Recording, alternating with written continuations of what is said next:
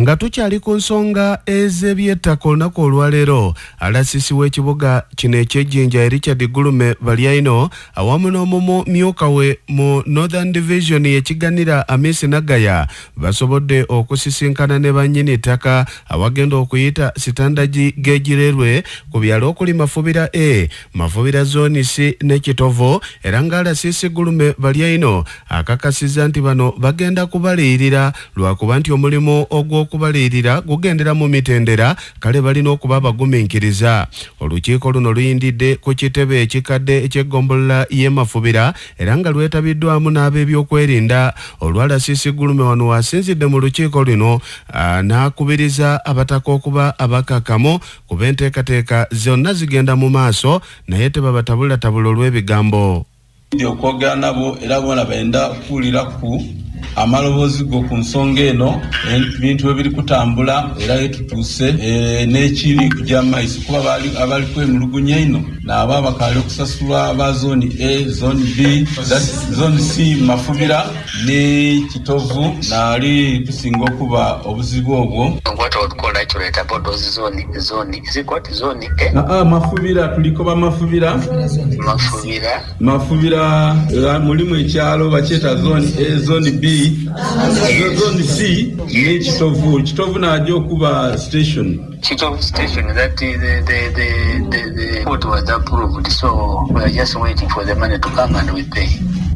Abataka bano bagamba nti basinkanye obuzibu bw'amaanyi n'okusoomoozebwa okw'amaanyi mu ngeri ez'enjawulo, emirimu gyabwe gyesiba, abamu abaali bazimba ebintu byayimirira, basula emitima gibeewanise, abamu bagamba bagenda kubasenda, kale ng'abasinga basiimye olunaku olwaleero olw'amaloboozi ge bafunye okuva mu nsonda ez'enjawulo ne RCC Gulume ng'agezaako okuwuliza abantu ab'enjawulo okuli ne coordinator wa pulogulaamu eno Perezi Wambulu abataka nga batunyonyola bwe basula ensangi zino. Mukutupima bayida bulungi nifo omuntu diri ku buli kintu kyebapima kyona ezira kyebalekayo ayo obulumi bwe buli Mafubira zone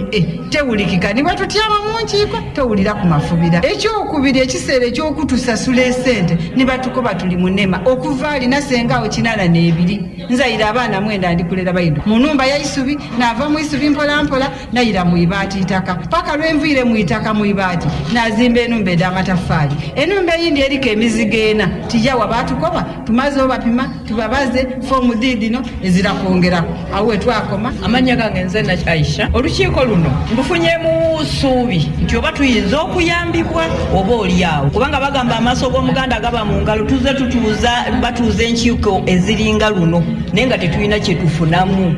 Ye kansala akiikirira ekitundu kino ekya Mafubira ward mu Northern Division ya Hajati Amina Mirembe asiimye abakongo ab'enjawulo abasobodde okwetaba mu lukiiko lw'olunaku olwaleero okuli ne RCC Richard Gulume Balyaino okuvaayo mu bwangu balondoole ensonga eno n'okuwa abantu bessuubi kuba abantu basula beeraliikirivu. Ntwala omukisa guno okwebaza ba RCC kale tubeeyambise woobonanga tomatiire mubakubira amasimu bagema enamba mulinaddo mubakyalirenga naku kino mayino ng'ogire kwewe wakunkunakuba ninze owe Mafubira ndidye ku nsonga mayi woolitegeera yooli ewaiwe so kiwooma ino nga tulikolera walala nabo aye nga mwebala okuba abantu abalungi tugire ku ebyo abakulu bye batukobye tisuubiranga ejabaayo okwekalakasa okulaga obutali mumatifu kale tikwekalakasa aye tajabaayo okulaga butali mumatifu kundi era n'abali abatasoboye kujja wano mubakobere ku ebirungi by'emutwalire wano. Amawulire amasunsulera amasengejje agawana n'ag'ebweru rediyo eriemu yokka nabbasa twamba. Wonyukidde olunaku olwaleero nga wabaddewo okuwanyisaganya ebisongovu wakati wa ssentebe wa disitulikiti y'e Bugweri Haji Shafiki Muziransa awamu ne ssentebe w'eggombolola y'e Bulanku awamu ne Buseesa Town Council ono nga yemu na FDC Ndoga Ibrahim nga nabavudde ku pikipiki eya gavumenti yaweebwa Ibrahim Ndoga nga Haji Shafiki Muziransa amulumiriza okuba nga yagitunda tegasa bantu ba mu kitundu kye kati agiwulire mu bitundu birala gyekolera emirimu ekintu ekikontana n'amateeka era ng'onamuwadde ennaku 14 nga pikipiki agijje gye yagitunda nga n'abo abagikozesa bagizizza mu bwangu eweereza abantu b'e Bulanku ne Buseesa kuba yabawa pikipiki zino ezaabaweebwa gavumenti mirimu kutambula. Ono Bino okubyogera abadde abasa akazindaalo era yasoose Ibrahim Ndoga ku kazindaalo bwe babadde baziika Sulayi na Musuubo, omu ku basuubuzi abadde abatutumufu mu katundu k'e Bulanga mu disitulikiti y'e Luuka.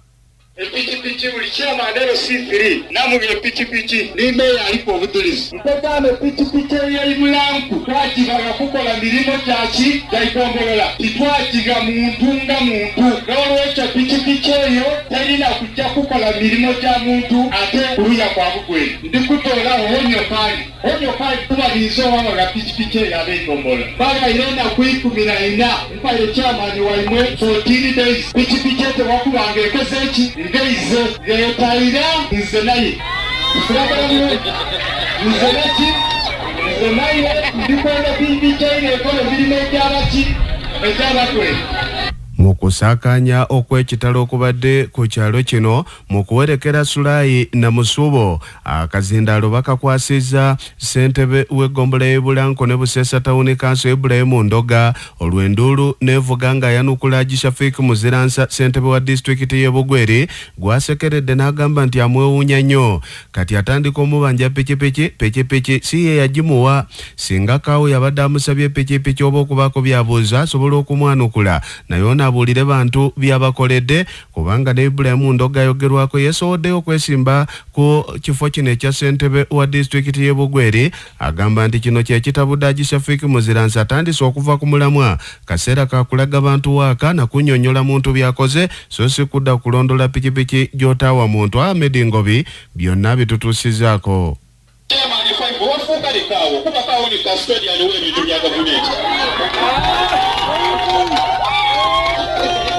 Tulina okuba abalamburukufu kubanga polopata ya gavumenti mu disitulikiti agitwala niikaawo ekyomwana mukiibi nti chief administrative officer wa Bugweri n'atuukaana okumbuuza pikipiki oba RDC ku bibiri wafuuse eki kuba abanamya pikipiki niikaawo eyanamya pikipiki ni RDC chairman 5 ovunaanyizibwa ku executive ya disitulikiti na kanso ya disitulikiti eggombolola lyemala lyetwala ebya gavumenti byerina mbigemya KU na RDC kuba oli mukulembeze munange amawulire amasunsulo era amasengejje agawana n'ag'ebweru rediyo eri emu yokka nabbasa twamba